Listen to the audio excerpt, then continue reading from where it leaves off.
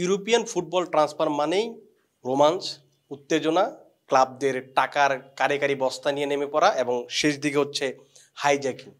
Football transfer নিয়ে যারা খোঁজখবর রাখেন, বিশেষ করে ইউরোপিয়ান ফুটবল নিয়ে যারা খোঁজখবর রাখেন, তারা নিশ্চিতভাবে এই হাইজ্যাকিংয়ের সাথে খুবই সম্পৃক্ত বা খুব চেনা জানা। কারণ হচ্ছে বাংলাদেশের প্রেক্ষাপটে আপনি যদি হাইজ্যাক শব্দটাকে ব্যবহার করেন, সেটাকে আপনি হয়তো অন্যভাবে ব্যবহার করতে পারেন, যে কোনো মানুষকে আপনি হয়তো তুলে নিয়ে আসছেন তার ইচ্ছার বিরুদ্ধে গিয়ে, সেক্ষেত্রে হয়তো এটা আপনাকে হাইজ্যাক হিসেবে ধরে নেওয়া হয়। কিন্তু ফুটবলের ক্ষেত্রে ব্যাপারটা অন্যরকম। দেখুন, ইউরোপিয়ান ফুটবলে যখন ট্রান্সফার মৌসুমটা শুরু হয়, তখন দেখবেন যে ক্লাবরা অনেক বেশি টাকা নিয়ে, বলা হয়ে থাকে যে টাকার বস্তা নিয়ে তারা ফুটবলার কিনতে নেমে পড়ে যান। অনেক সময় কি হয় যে একটা ক্লাবের সঙ্গে একজন ফুটবলারের মৌখিক চুক্তি হয়ে গেছে, এমন হয়ে গেছে তারা খুব কাছে আছে দল ট্রান্সফার হওয়ার ক্ষেত্রে, কিন্তু ওই সময় এসে অন্য একটা দল ট্রান্সফার মার্কেটে ঢুকে এবং সেই প্লেয়ার বা ফুটবলারকে অন্য একটা দল কিনে নিয়ে যায়। এইটাকে আসলে ফুটবলীয় ব্যাখ্যায় যে ইউরোপিয়ান ট্রান্সফারে যেটাকে হাইজ্যাকিং বলে। আমি দু একটা উদাহরণ দিতে পারি। 2002 সালের ঘটনা খুব সম্ভবত। ডেভিড বেকহাম তখন ম্যানচেস্টার ইউনাইটেডে খেলছেন। সেই সময় স্যার অ্যালেক্স ফার্গুসনের সঙ্গে তার কোনো একটা হয়তো ঝামেলা হয়েছিল, যে কারণে তিনি দল চেঞ্জ করতে চেয়েছিলেন। সেই মুহূর্তে বার্সার সঙ্গে তার মোটামুটি ম্যানচেস্টার ইউনাইটেডের এবং বার্সার একটা মোটামুটি চুক্তি হয়ে গেছিল যে তারা এখন শুধু সাইন করবেন, ডেভিড বেকহাম বার্সেলোনাতে খেলবেন।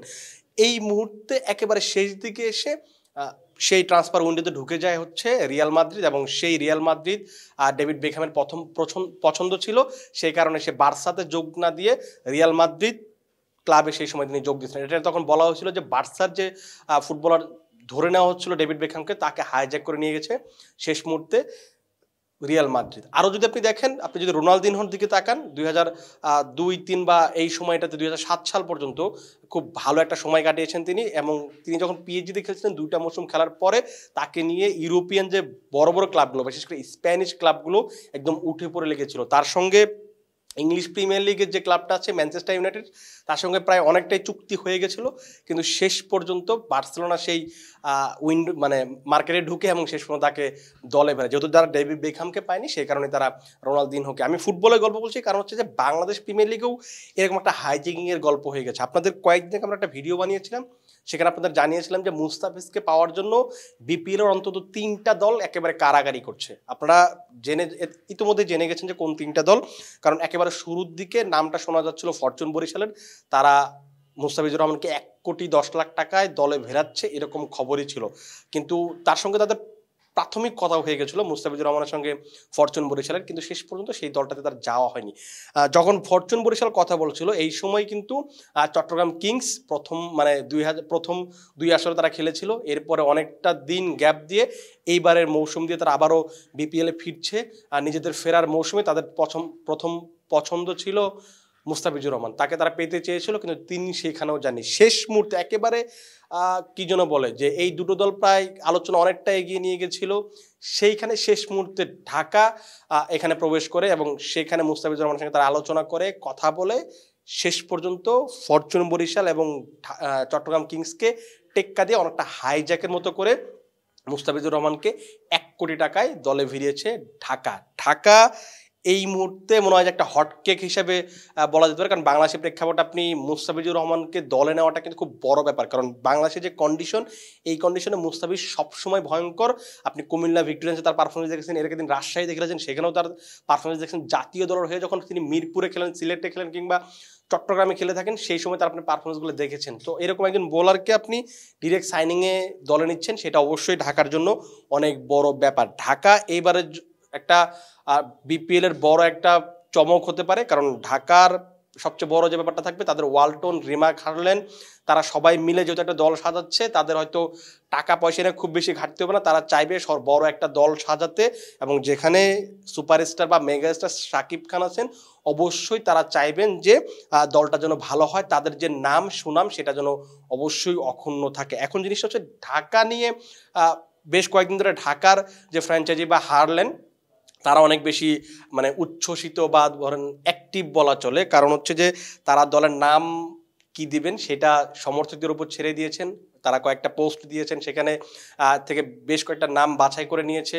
ঢাকা ক্যাপিটালস, ঢাকা রেভেলস, আরও আরেকটা কোনো একটা নাম তারা সাজেস্ট করেছে। এই 3টা নামের ভিতরে যে কোনো একটা নাম হবে। আমরা আপনাদেরকে কয়েকদিন আগে জানিয়েছিলাম যে ঢাকার নাম খুব সম্ভবত ঢাকা রেভেলস হতে যাচ্ছে, কারণ আমাদেরকে প্রাথমিকভাবে সেটাই জানানো হচ্ছিল। কারণ প্রথম দিকে এই দলটার নাম হওয়ার কথা ছিল ঢাকা নবাবস, যেহেতু তাদের পছন্দ না সেই নামটাকে, সেই কারণে তাদের আর পছন্দ না বলতে ব্যাপারটা ঠিক না, কারণ তাদের চাওয়া ছিল যে সমর্থকরা ঢাকার নামটা ঠিক করবেন, তারা চাচ্ছিলেন সমর্থকদের সাথে কানেক্ট হওয়ার জন্য। সেখানে 3টা নাম এসেছিল, সেখান থেকে আমরা আপনাদেরকে জানিয়েছিলাম যে ঢাকা রেভেলস খুব সম্ভবত নামটা হতে যাচ্ছে, কিন্তু সবচেয়ে বেশি ভোট পড়েছে রিমার্ক ঢাকা ক্যাপিটালস এই দলটায় বা এই নামের উপর। সেই কারণে বাধ্য হয়ে শেষ মুহূর্তে গিয়ে তারা নামটা পরিবর্তন করেছে। এখন আমরা যতটুকু জানি যে ঢাকা ক্যাপিটালস রিমার্ক থাকছে না, কারণ এটা প্রতিষ্ঠানের নাম, তারা চাচ্ছে না যে কোনো লোগো বা কোনো নামে তারা প্রতিষ্ঠানের নাম দিতে। অবশ্যই এটা রিমার্ক হারলাইনের একটা ফ্র্যাঞ্চাইজি, কিন্তু তারা সেই নামটা সেখানে দিতে চাচ্ছে না। তারা খুবই একদম ফ্রেশ একটা নাম দিতে চাচ্ছে, সেটা হচ্ছে যে ঢাকা ক্যাপিটালস। আপনি হয়তো এটার নাম শোনার পর আপনার দিল্লি ক্যাপিটালসের কথা বা প্রিটোরিয়া ক্যাপিটালসের কথা মনে পড়তে পারে, কিন্তু বাংলাদেশের প্রেক্ষাপটে যেহেতু রাজধানী ঢাকা বলা হচ্ছিল, যে রাজধানী ঢাকা দেওয়া যেতে পারে, রাজধানী ঢাকা কেমন যেন নামটা একটু অন্যরকম ছিল, আপনি ক্রিকেটের সাথে আসলে মেলানো খুব কঠিন। সেই কারণে তারা ঢাকা রাজধানীর পরিবর্তে সেটাকে ক্যাপিটালস হিসেবে ব্যবহার করছে। ঢাকা ক্যাপিটালস নামে তারা এই মৌসুমে অংশগ্রহণ করবে। ঢাকা কিন্তু ইতিমধ্যে তাদের এই যে যেটা বললাম যে মুস্তাফিজুর রহমানকে মানে ইতিমধ্যে তারা সাইন করে ফেলেছে, এখন শুধু আনুষ্ঠানিকভাবে ঘোষণা দেওয়া বাকি। আর লোগো নাম এটা আপনারা খুব সম্ভবত 2 অক্টোবর আপনারা জেনে যাবেন, কারণ আমরা যতটুকু জানি যে শাকিব খানের মাধ্যমে কোনো একটা আপাতত একটা ছোট পরিসরের একটা প্রোগ্রাম করবে, যেখানে শাকিব খান নিজে নাম এবং সেই প্রতিষ্ঠানের বা ধরেন সেই ফ্র্যাঞ্চাইজির লোগো উন্মোচন করবেন। আমরা এই পর্যন্ত মানে ঢাকা নিয়ে এই পর্যন্ত এটাই জানি। আরও বেশ কয়েকটা দল তো অবশ্যই তারাও চেষ্টা চালিয়ে যাচ্ছে, বেশ কয়েকজন ক্রিকেটারের সঙ্গে যোগাযোগ করছে। ঢাকাও কিন্তু এই মুহূর্তে অনেকগুলো দলের সঙ্গে যোগাযোগ করছে, অনেক ক্রিকেটারের সঙ্গে যোগাযোগ করছে। তারা চেষ্টা করছে, যেহেতু প্রথম 10 দিন আমরা বিপিএল এ আপনি তারকা ক্রিকেটারদের দেখার সম্ভাবনা তৈরি হচ্ছে, যেহেতু ওই সময়টাতে কোনো লিগ থাকছে না। বিগ ব্যাশ আছে, কিন্তু বিগ ব্যাশের তো আসলে খুব বেশি ক্ল্যাশ বাংলাদেশের সাথে কখনোই হয় না।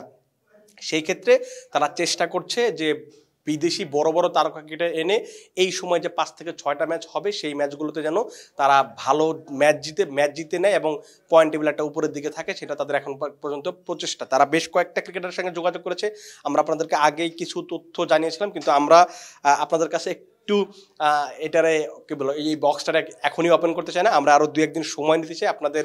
আমি আশা করছি যে আগামী 2-1 দিনের ভিতরে আমরা ঢাকা নিয়ে আরও 2-1 জন বিদেশি ক্রিকেটারের নাম প্রকাশ করতে পারবো, যাদের কিনা তারা চুক্তি করার চেষ্টা করছে বা অনেকের সঙ্গে চুক্তি হয়ে গেছে, বেশ কয়েকজনের সঙ্গে আলোচনা চলছে। এরকম কয়েকজন ক্রিকেটারের নাম আমরা আগামী 1 থেকে 2 দিনের মাঝে প্রকাশ করব। এবং এই বিপিএল চলাকালীন বিপিএল নিয়ে কোন ক্রিকেটার আসবেন, কোন ক্রিকেটার চলে যাচ্ছেন, কোন ক্রিকেটারের সঙ্গে কোন ফ্র্যাঞ্চাইজি যোগাযোগ করছেন, এই তথ্যগুলো আমরা চেষ্টা করব সবার আগে আপনাকে দেওয়ার জন্য। আর আপনি যদি সবার আগে বিপিএল নিয়ে এই ধরনের আপডেট পেতে চান, শুধু বিপিএল না ক্রিকেট নিয়ে যদি সব ধরনের আপডেট পেতে চান, তাহলে কিন্তু ক্রিকফেঞ্জির ওয়েবসাইট, ক্রিকফেঞ্জির ইউটিউব কিংবা ক্রিকফেঞ্জির ফেসবুকে আপনাকে ফলো করতে হবে, চোখ রাখতে হবে, তবে আপনি সবার আগে ক্রিকেটের সবশেষ খবরটা পাবেন। চেন্নাই টেস্ট শেষ হয়েছে, কানপুর টেস্ট শেষ হয়েছে, এরপর ভারতের বিপক্ষে বাংলাদেশ টি20 সিরিজ খেলতে নামে। সেখানে আমাদের প্রতিনিধি আছেন ফয়সাল হাবিব, তিনি চেষ্টা করছেন সেখান থেকে আপনাদের এক্সক্লুসিভ কন্টেন্ট দেওয়ার জন্য। আমরা চেষ্টা করছি এখান থেকে আপনাদেরকে বিপিএল নিয়ে সব ধরনের আপডেট দেওয়ার জন্য। আমরা চেষ্টা করে যাব। সে পর্যন্ত আপনারা ভালো থাকুন, সুস্থ থাকুন, অবশ্যই ক্রিকফেঞ্জির সাথে থাকুন।